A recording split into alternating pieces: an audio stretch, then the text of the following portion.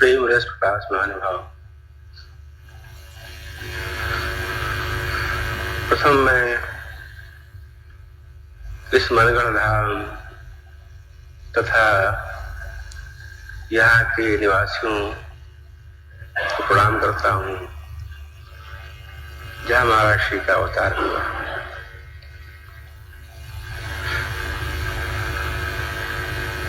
यहाँ आए हुए भक्तगण कुछ लोग इस वर्ष ही आए हैं, बहुत से लोग बहुत वर्षों से आ रहे हैं और महाराज श्री का सत्संग लाभ ले रहे हैं। वो सब भी हमारे पूज्य हैं, मैं उन सबको प्रणाम करता हूँ। हमारे प्रवचन शैली में यदि किसी को कोई त्रुटि दिखे तो अपना बालक समझ करके हमको क्षमा कर दीजिएगा। मैंने पहले बताया कि हमारा जो व्यक्तिगत अनुभव है उसी के आधार पर मैं महाराज श्री के जीवन लीलाओं को आपके समक्ष प्रस्तुत करने का प्रयास करूंगा। हम लोग रोज एक पंक्ति गाते हैं, सब धामन वारो वृंदावन पे, ओ वृंदावन हो गुरु धाम वारो, सब धामन वारो वृंदावन पे। जितने भी धाम हैं, अयोध्या, काशी, प्रयाग, हरिद्वार, उन सबको वारों वृंदावन पे। उस वृंदावन से नीचे हैं, वृंदावन के जैसा बराबर नहीं है। सब न्यौछार होते वृंदावन धाम के ऊपर। और वृंदावन भी वृंदावन हो गुरु धाम पर वारों, और वृंदावन को भी गुरु धाम पर न्यौछावर कर देता हूं। एक सामान्य पंक्ति आप लोग रोज गाते हैं, तो इस पर ध्यान दीजिए। सारे धाम वृंदावन पर न्यौछावर हो जाते हैं, ये बात तो बहुत लोग समझते हैं। कृष्णावतार पूर्णावतार है, राधा रानी श्याम सुंदर की आराध्या है। जहां उनका अवतार हुआ, जहां उन्होंने लीलाएं प्रकट की, जहां श्याम श्याम ने महाराज लीला की, वो सर्वोत्कृष्ट तो है ही। उस समय समस्त धाम साकार होकर के ब्रज में निवास करते थे, श्री कृष्ण की सेवा करने के लिए, उनकी लीलाओं का आस्वादन करने के लिए। ये बात आप लोगों ने बहुत विस्तार से सुनी है, पढ़ी है, सुनी है। लेकिन वृंदावन हो गुरुधाम पर वारों, उस वृंदावन से अधिक और क्या हो सकता है? वृंदावन जहाँ महारानी राशेश्वरा रानी का अवतार हुआ, वो तो सर्वोच्च है। जो सर्वोच्च है, सर्वोत्कृष्ट है, उसके ऊपर और क्या हो सकता है? उसके ऊपर कुछ नहीं हो सकता। वो सर्वोच्च है। अब उसके ऊपर कुछ हुआ तो वो सर्वोच्च नहीं रहेगा। और यह हम गाते हैं उसे सर्वोच्च है गुरुधाम, ये फैक्ट है। उससे सर्वोच्च गुरुधाम है। गुरुधाम हमारा गुरुधाम, हमारे गुरु का धाम। हमारे गुरु कौन है? जगत गुरु कृपाल महाप्रभु। उनके एक छोटी सी टाइटल है भक्ति वर्षावतार, संक्षेप बताया आपको। तो हमारे गुरु का धाम वृंदावन धाम से उत्कृष्ट है, और राधिका जी से उत्कृष्ट और कोई तत्व नहीं हो सकता, इम्पॉसिबल है। राधिका जी ही सर्वोपरि परम तत्व है, वही परम परम ब्रह्म है। पर ब्रह्म से कृष्ण भी राधिका जी के अंदर रहते हैं। तो उसे उत्कृष्ट और क्या हो सकता है? उसका आशय केवल यही है कि उन्हीं राधा रानी का अवतार यहाँ हुआ है, जो उत्कृष्टता है। जैसे ब्रजधाम, वृंदावन धाम, बरसाना धाम, वहां श्री कृष्ण का अवतार समय समय पर होता रहता, उसको ब्रजधाम कहते हैं। वो अवतार आज से 5227 वर्ष पहले हुआ था। आज से लगभग 500 वर्ष पहले एक अवतार और हुआ था, उन्हीं राधा रानी का, जो कृष्ण में थी, राधा अवतार गौरांगी महाप्रभु नदिया में। तो नदिया की भूमि प्राकृत, वृंदावन की भूमि यानी सोयल प्राकृत, जो कि वृंदावन में कृष्ण अवतार हुआ था, उसको ब्रजधाम कहते हैं, वृंदावन धाम कहते हैं, वो धाम हो गया। उसी प्रकार नदिया महाप्रभु के अवतार के पहले एक सामान्य प्रदेश था।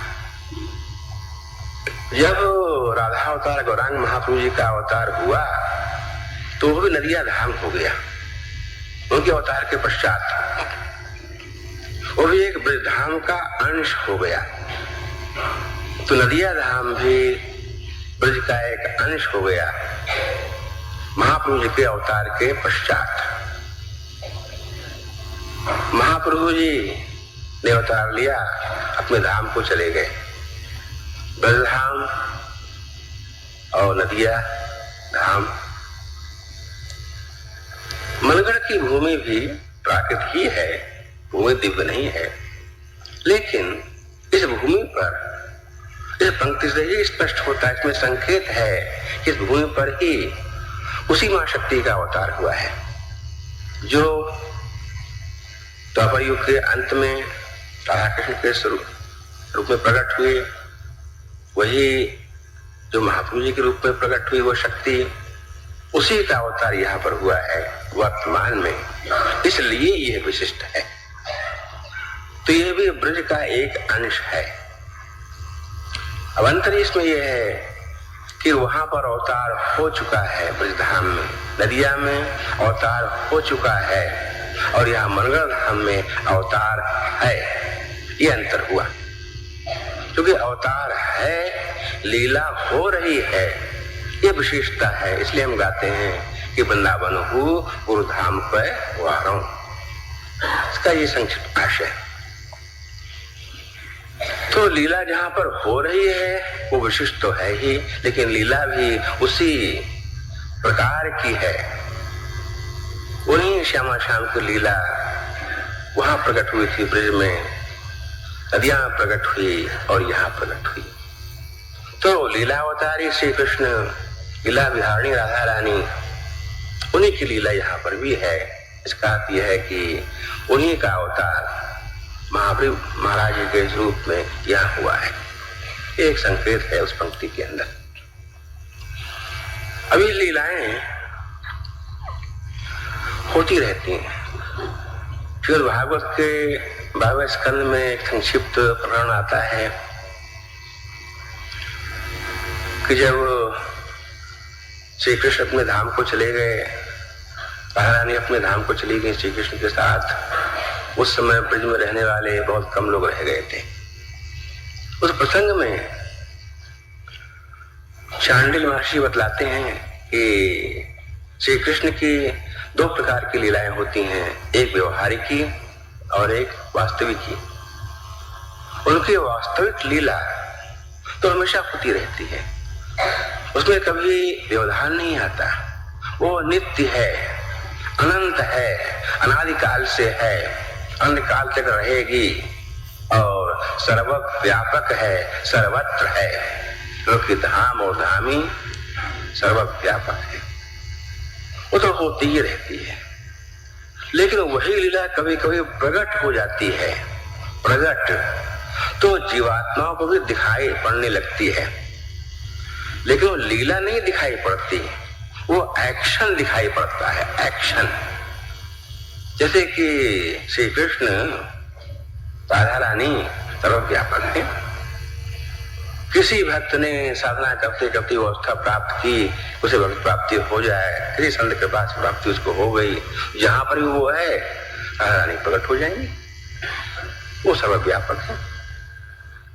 लेकिन कभी कभी ये होता है कि वही जो गोलोक की वृंदावन की लीलाएं हैं वो यहाँ पृथ्वी मंडल पर दृष्टिगोचर हो, दृष्टिगोचर आंख से दिखे।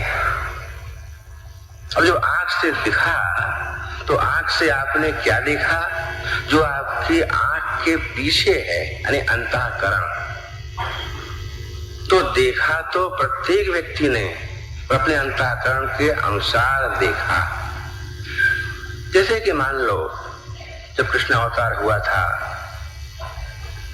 500-5000 वर्ष पहले, कोई व्यक्ति मान लो जा रहा है, ट्रेवल कर रहा है और वहां से पास हुआ ब्रज से, और क्या देखा कि एक कोई बालक बांसुरी बजा रहा है और नाच रहा है, और कुछ गांव की स्त्रियां, कुछ बूढ़ी हैं, कुछ जवान हैं, कुछ बच्चे भी हैं, बालक भी, उसको देख करके हंस रहे हैं, खुश हो रहे हैं। हाँ, अच्छा है, बस अच्छा है, बस, और कुछ नहीं देखा। उसे देखा वो साक्षात श्री कृष्ण है, उसमें साक्षात राधिका जी भी हैं, बड़ी गोपियां हैं, श्रुतियों की अवतार, नित्य सखिया राधिका जी की, ग्वाल बाल हैं, सब दिव्य हैं। भले वो सोयल प्राकृत है पृथ्वी पर, सब दिव्य स्वरूप वहां पर है। उसने क्या देखा? हाँ, कुछ लोग वहां बैठे हुए हैं, कोई नाच रहा है, कोई गा रहा है, कोई हंस रहा है, बस। एक संत पीछे पीछे आया, ज्ञानी संत था वो। उसको अचानक ऐसा अनुभव हुआ, हमारा जो ब्रह्मानंद है वो ब्रह्मानंद प्रस्फुटित होकर के ये रूप में अभिव्यक्त हो गया है। अरे, ये सब ब्रह्मानंदमय, उससे भी परम उत्कृष्ट। तुरंत उस पर कृपा हुई श्याम सुंदर की। उसने देखा, अरे तो हमारे आत्मा की आत्मा श्याम सुंदर है, ये राधा रानी है। एक भक्त मान लो वहां पर आया, भक्त संत, उसने भी देखा राधा रानी श्री कृष्ण ब्रजवासी। तो तीनों व्यक्तियों ने देखा उस लीला को, आंख से ही देखा, पर आंख के पीछे उनका अंतःकरण था, उसके अनुसार देखा। एक प्राकृत व्यक्ति ने प्राकृत ही देखा, एक ज्ञानी ने श्री कृष्ण कृपा से कृष्ण लीला का अनुभव किया, और एक भक्त ने कृष्ण लीला का साक्षात्कार किया। तो लीला दृष्टिगोचर होने लगती है, ये अवतार का सिद्धांत है। यानी कोई भी जीव जाएगा, दिखाई पड़ेगा क्या हो रहा है, क्या हो रहा है।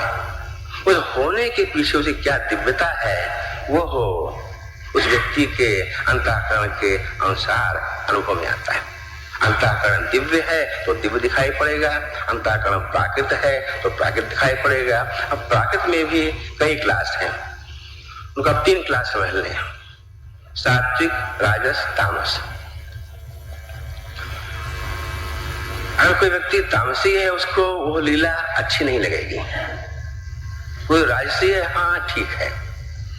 अब अगर कोई सात्विक हृदय वाला व्यक्ति है, साधक, जो श्याम श्याम की भक्ति कर रहा है, प्रभु भाव में कब मिलेंगे, वे आपको दर्शन लेंगे, उसकी लालसा है, हृदय में लौल्य है, वो भी मान लो वहां से पास हुआ और देखा, अरे ये 2 बालक हमें बहुत अच्छे लग रहे हैं, जब मैं इनको चिपट जाऊं ऐसा मन हो रहा है। उसको बालक ही दिखे, उसको श्री कृष्ण नहीं दिखे, उसको राधा रानी नहीं दिखे, वो बालिका ही दिखे, लेकिन वो इतने सुंदर, इतने आकर्षक लगे, उसका मन हुआ मैं इन्हीं के पास रह जाऊं। उसका मन सात्विक था। तो जो दिव्य लीला है इस भूतल पर प्रकट होती है कभी कभी, उसी को अवतार कहते हैं। अवतारणम इति अवतारा, टू डिसेंड। अवतार कहां से आए, कैसे आए नहीं, यही पर थे, बस प्रकट हो गए। तो उसी प्रकार वो लीला आज से 5000 वर्ष पहले ब्रज में हुई थी, चैतन्य महापुरुष के स्वरूप में नदिया में हुई थी, वही अब यहाँ पर हो रही है मनगढ़ धाम में। इसलिए इसको विशेष कहा गया है वृंदावन हु गुरु धाम पर वार। इसका संक्षिप्त आशय राधा रानी की कृपा। एक बात मैं और बता दूं आपको, जैसे हमने अभी बताया तो लीला हो रही है, उसे हम कितना लाभ ले सकते हैं ये अपने ऊपर है। गंगा जी का प्रवाह बह रहा है, आपके पास कितना बड़ा पात्र है उतना ही पानी उससे आप ले सकते हैं। जितना आपका हृदय शुद्ध होगा, जितनी शरणागति होगी, जितनी श्रद्धा आपकी उत्कृष्ट होगी, जितना आपका महाराज से मनगढ़ से लगाव होगा, उतना ही अधिक उनकी कृपा का आप अनुभव कर सकेंगे। हाँ, तो ये कृपा बराबर हो रही है। तो राधिका जी की कृपा जीवों पर हमेशा रहती है। उनका अवतार लेना ही एक सबसे बड़ा प्रमाण है कि उनकी कितनी बड़ी करुणा है प्रत्येक जीवों के ऊपर, प्रत्येक जीवात्माओं के ऊपर। वृंदावन धाम की महारानी श्री कृष्ण की आत्मा, जिनकी महिमा का गान करते करते ब्रह्मा विष्णु शंकर थक जाते हैं, पार नहीं पाते, उनकी कृपा से ही खुश अनुभव करते हैं राधा जी की महिमा का। वो राधा रानी संसार में प्रकट हो किसी भी रूप में, महाप्रभु जी के रूप में, महाराज जी के रूप में, राधिका जी के रूप में 5000 वर्ष पहले किस रूप में प्रकट हो, उनकी कितनी कृपा है जीवात्माओं के लिए और किसके लिए। और कैसी जीवात्माएं, सब प्रकार की, कामी, क्रोधी, लोभी, मोही और सब। तो उनकी कितनी करुणा है, अगर इसे गुण को ही हम समझने का प्रयास करें तो आपका हृदय उनकी कृपा से भरपूर हो जाएगा। ये भी हमको अनुभव करने की बात है, कितनी उनकी करुणा है, कितनी कृपा है। आपको हम कुछ अपने जीवन के वृत्तांत बताने का प्रयास करूंगा। जब मैंने संन्यास लिया 1950 में, संन्यास लेने के पश्चात कुछ वर्ष हम इलाहाबाद में रहे। उसमें हमने वेदांत ग्रंथों का अध्ययन किया, पुराणों का अध्ययन किया। फिर कुछ दिनों हिमालय में रहे, कुछ दिनों चले गए हम अमरकंटक, यमुना खंड में, वहां जंगलों में हम भ्रमण करते रहे। इस प्रकार 3-4 वर्ष निकल गए। लेकिन मेरे हृदय में एक वस्तु थी। हमने बहुत बचपन में श्रीमद् भागवत की कथा सुनी थी, जो हम 8-9 वर्ष के शायद रहे होंगे। हमने सुना था कि श्री कृष्ण ने, राधा रानी ने महारास किया था वृंदावन में। मेरे मन में था कि हम वृंदावन जाएंगे और रास को देखेंगे। ये एक बचपन की एक धारणा हमारे हृदय में बहुत डीप थी। वो हमारे हृदय में लगातार बनी रही उन पूरे 4-5 वर्षों तक भी। सभी से होते हुआते जो हम ब्रज में आए, हमने सोचा कि हमको ब्रज के बाहर कभी नहीं जाना है। जैसे वृंदावन में प्रवेश किया, आगे से गए, तो ऐसा लगा कि इसे मैं अपने घर में आ गया हूं। अब तक मैं विदेश में था भ्रमण पर, अब मैं अपने घर में आ गया, ऐसी एक फीलिंग हुई। वृंदावन में हम कुछ दिनों रहे, कुछ सप्ताह ही रहे, शायद 4-5 सप्ताह। वहां पर एक आश्रम में एक लाइब्रेरी थी, तो सोचा ये अच्छा अवसर है, तो हमने वहां पर वैष्णव ग्रंथों का अध्ययन किया। महापुरुषों की वाणी, उनके पद, विशेषकर चैतन्य चरितामृत, जिसमें चैतन्य महापुरुष की जीवनी लिखी हुई है। रात्रि में कहीं पर सो गए हम, दिन में थोड़ा अध्ययन किया, ब्रज में, वृंदावन में भ्रमण किया। उसके पश्चात मेरी इच्छा हुई, सोचा कि बरसाने जाना चाहिए, तो वहां से हम बरसाने चले आए। बरसाने जब हम आए तो उसमें लगभग अंधेरा हो चुका था। सायंकाल के पश्चात मंदिर में गए, दर्शन किया। दर्शन के पश्चात मंदिर से बाहर निकले, चारों ओर जंगल था। तो मैं कहाँ जाऊं, अंधेरी रात थी। बस आगे जाकर के कहीं सो गए पेड़ के नीचे। तो प्रातः काल हुआ। जब प्रातः काल हुआ तो हम फिर भागे गए।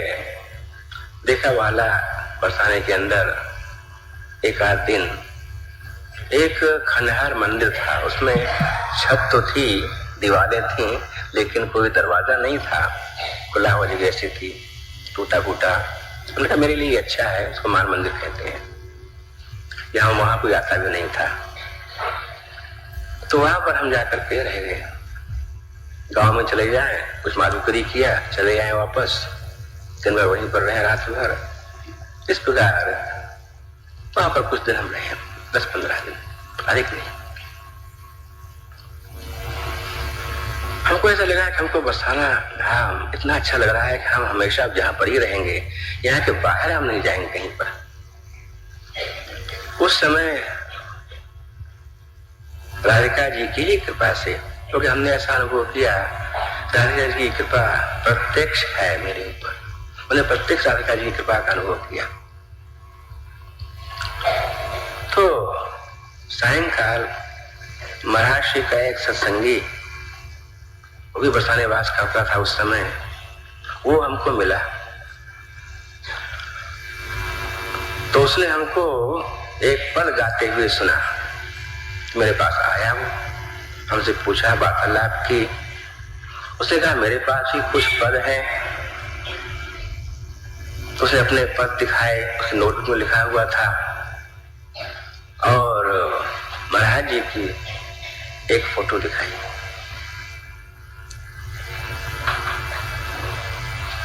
मैं फोटो देखा, पद पढ़ा, तो 4 पद। ऐसा लगा ऐसे कि कोई डायरेक्ट इनविटेशन मेरे पास आया है बुलाने के लिए। उससे मैंने पूछा कि महाराज जी कहाँ पर हैं इस समय। उसने कहा इलाहाबाद में। पता दे दिया हमको। हमने कहा अच्छा, हम कल सुबह चले जाएंगे यहाँ से मिलने के लिए महाराज जी को। तो दूसरे दिन सुबह प्रातःकाल 6:30 बजे हम निकले वहां से। उसमें संक्रांति का दिन था उस दिन। उसने हमसे कहा कि समझिए आप रुक जाइए, का दिन और फिर चले जाइए। तो हमने निश्चय कर लिया हमने, हमको जाना है। अब वहां से हम चले। देखिए, मैं कृपा की बात कर रहा था। मैं बरसाने से चलता हूँ 6:30-7 बजे के आसपास। यहाँ इलाहाबाद में महाराज जी प्रातःकाल नाश्ता कर रहे थे, टोस्ट, हनी और दूध। करते करते बोलते हैं प्रकाशन आ रहा है, तो खाने लगे। इस सत्संग ने पूछा कि महाराज जी प्रकाशन कौन है। वो बरसाने से आ रहा है, कल देख लेना। नाश्ता करने लगे।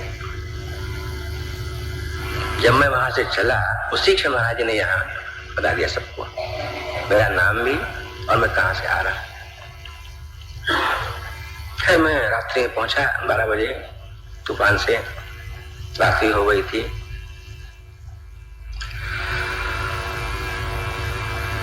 अब रात्रि में परेशानी ये थी कि मोहल्ले का नाम तो हम जानते थे।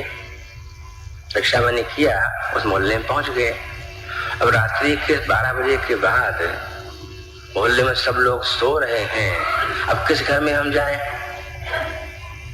तो वहां पर एक पान की दुकान खुली हुई थी। दूर से देखा, हमने कहा तुम वहां ले चलो हमको। तो वहां पर हम गए। हमने उससे पूछा पान वाले से कि भैया यहाँ पर किसी घर में रात में कीर्तन होता है क्या? ढोल बजती है जोर जोर से। मैंने कहा हाँ, वो वहां पर एक मकान है, वहां रोज कीर्तन होता है रात के 12-1 बजे तक। हमने बस ठीक है। देखिए कृपा, मेरे पास कोई सही एड्रेस नहीं, फिर भी बिना किसी परेशानी के हम पहुंचे उस मकान पर। जब हम पहुंचे तो सामने बरामदे में 2 सत्संगी बैठे हुए थे। दरवाजा खुला हुआ था। जैसे ही हमने अंदर झांका, महाराज जी सामने बैठे हुए हैं,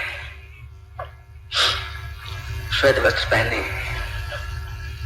हमने उनको देखा, उन्होंने हमको देखा। मेरे हाथों कुछ पुष्प थे, मैं पास में गया, मैंने पुष्प चढ़ाया चरणों में और बगल में बैठ गया।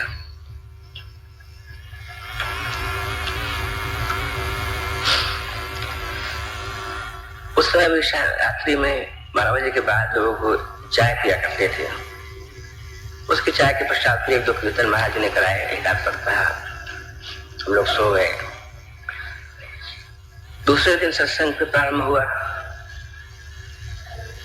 रात्रि में 9 बजे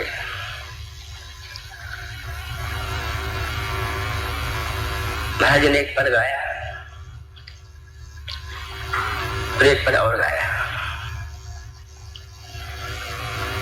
श्याम हो कब ब्रज बसी हो जाए, कब ब्रज बसी हो जाए, श्याम हो कब ब्रज बसी हो जाए, श्याम हो कब ब्रज बसी हो जाए। ये पद महाराज श्री खुद गा रहे थे बाजे के ऊपर। 1-2 पंक्ति महाराज जब गा चुके, हमको ऐसा अनुभव हुआ, ये बहुत उत्कृष्ट स्ट्रॉन्ग भाव, प्रेम का भाव मेरे हृदय में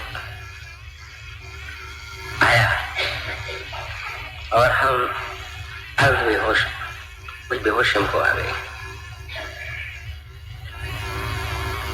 आँख मेरी बंद हो गई। राधे राधे राधे हम कह रहे थे, राधे राधे राधे। आँख बंद थी, कान से महाराज श्री का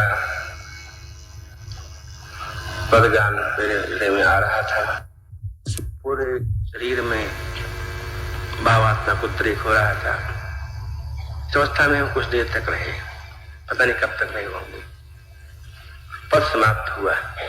जब पद समाप्त हुआ तो हमने आँख खोलने की कोशिश की, थोड़ा सा देखा तो महाराज हमको वहां दिखाई नहीं पड़े जहां हमारे बैठे हुए थे। हमको अत्यंत बेचैनी हुई, महाराज जी कहाँ गए? मैंने ऐसे देखा, किसी ने कहा, मैं उधर देखा, महाराज जी खड़े सामने। हम जब दौड़ महाराज जी को पकड़ने के लिए तो फिसल के हम गिर पड़े। फिर जब उठना चाहा, हमने उठना चाहा तो महाराज मेरे पास आ गए और उठाकर हमको हृदय से लगा लिया। उस क्षण का अनुभव इतना स्पष्ट था, हमको यही लगा कि महाराज जी ही राधा रानी हैं। जिन राधा रानी की कृपा का अनुभव मैं बरसाने में कर रहा था, उसी राधा रानी का अवतार हो चुका है, वही महाराज जी हैं। और मैं हमेशा महाराज जी के हृदय से लगा रहूंगा, राधा रानी के हृदय से। उस क्षण में प्रत्यक्ष अनुभूति हमको ये हुई।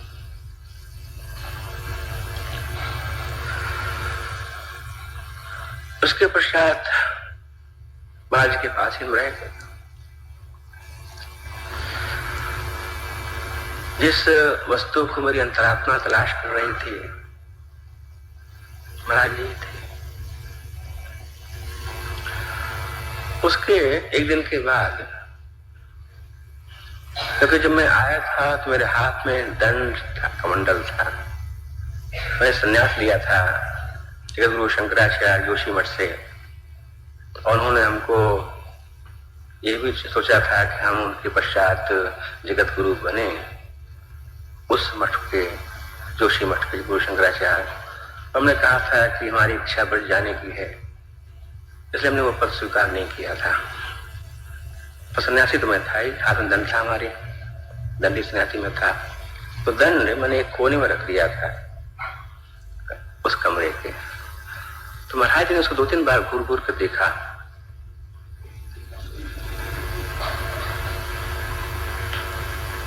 हमको ऐसा लगा महाराज ऐसा कह रहे हैं कि धन का क्या प्रयोजन है, अब इसको छोड़ के आओ।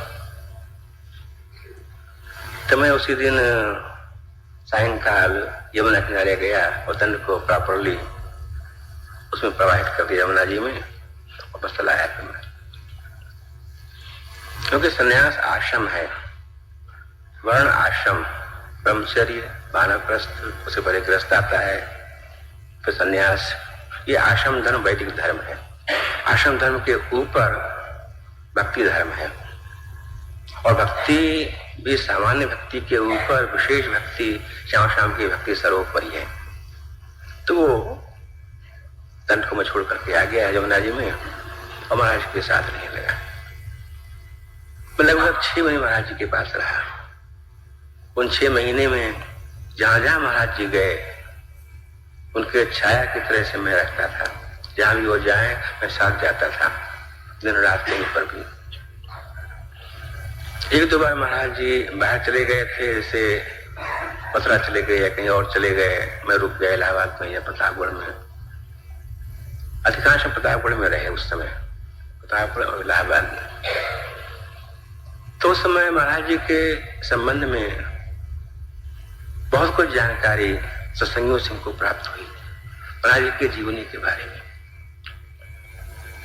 और सत्संग तो प्रतिदिन होता ही था रात्रि में। अब एक बात आपको और बतलाएं, जब मैं वृंदावन में था तो वृंदावन में हमने चैतन्य चरितामृत का अध्ययन किया था। उस चैतन्य चरितामृत में जो महाप्रभु जी की जीवनी है, उसमें 2 बातें विशेष हैं।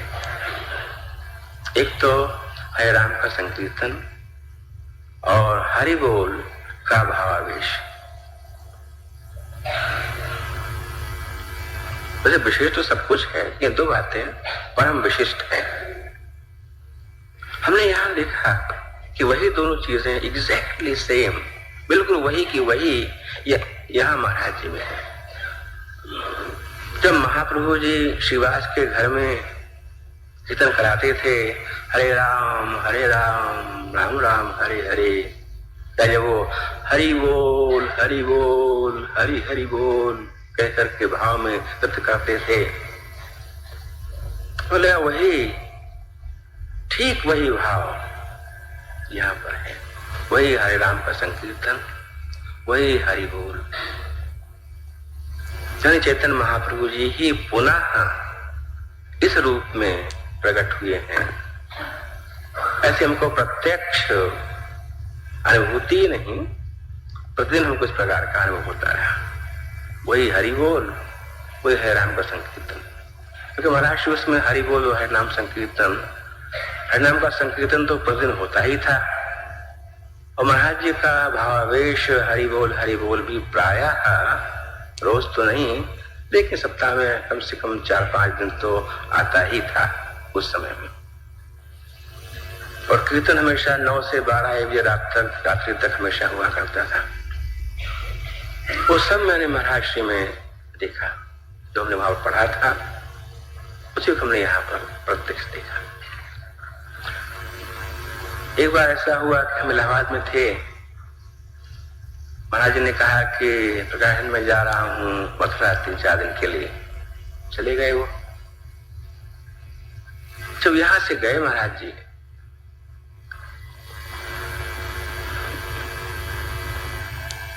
अभी आ रहे, तो हमको ऐसा कुछ वियोग सा हुआ।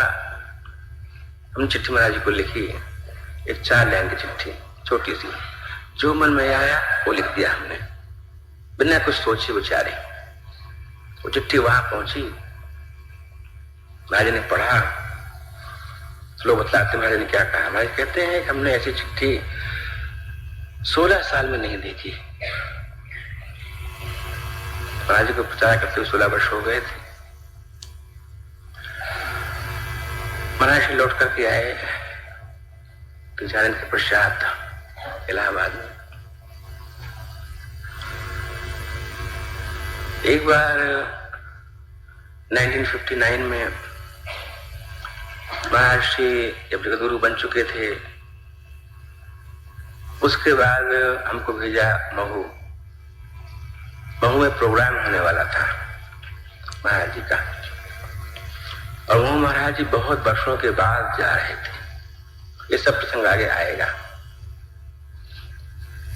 तो महू जो हम गए तो वहां के भक्तों से हमारी वार्तालाप हुई, तो हमने महाराज जी की उन लीलाओं का भी श्रवण किया कि महाराज जी ने महू में की थी। उस समय महू में, मंडलेश्वर में, महेश्वर में महाराज जी का सत्संग, लोगों के अनुभव, महाराज जी का प्रवचन, महाराज जी का कीर्तन, किस प्रकार महर्षि वहां पर रहे थे, वो सब उन लोगों ने हमको बताया। तो वहां जाकर के महू की महाराज जी की लीलाओं का ध्यान हमें वहां पर हुआ। तो इस प्रकार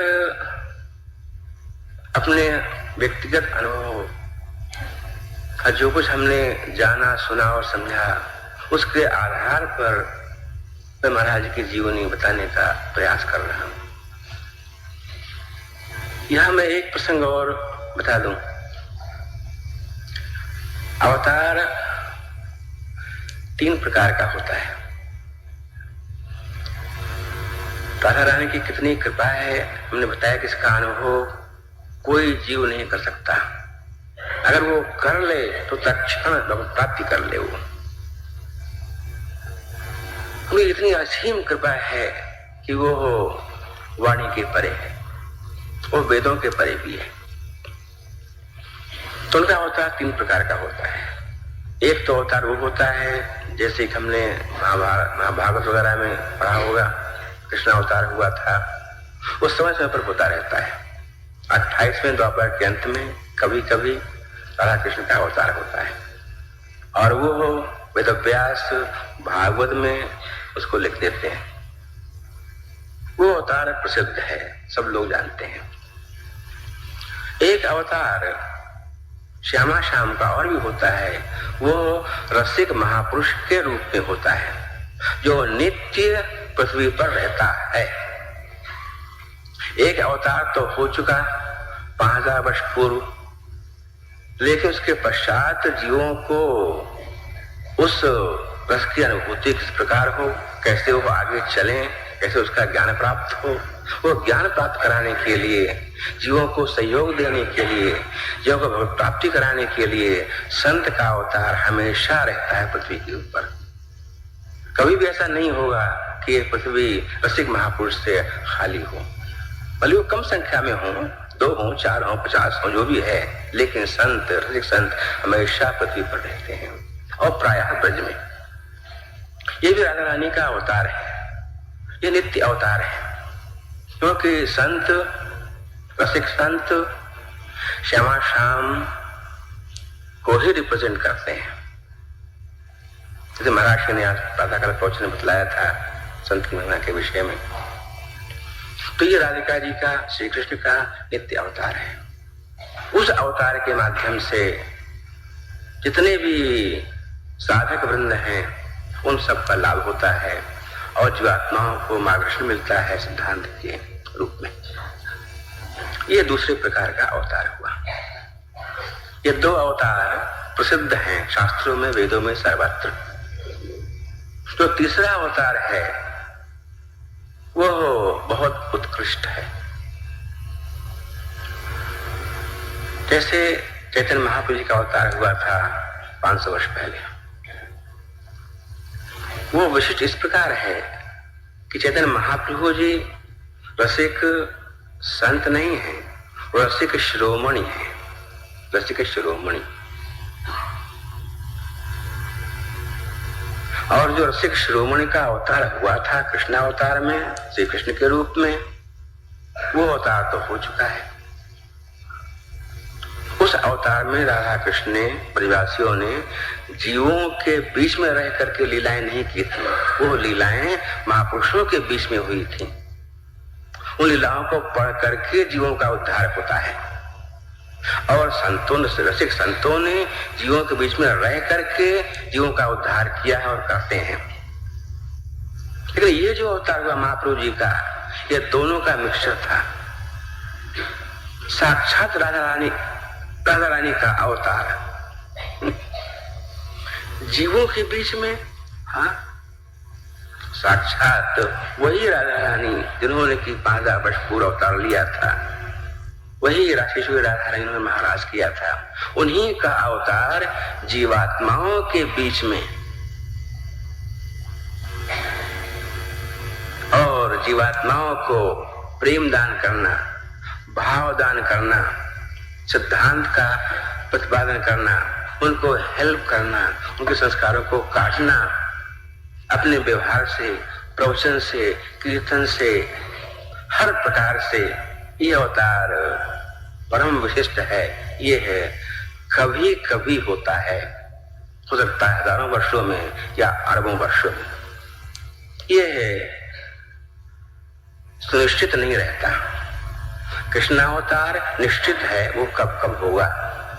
संतों का अवतार नित्य रहता है, लेकिन महाप्रभु जी के प्रकार का अवतार वो कभी कभी होता है। लेकिन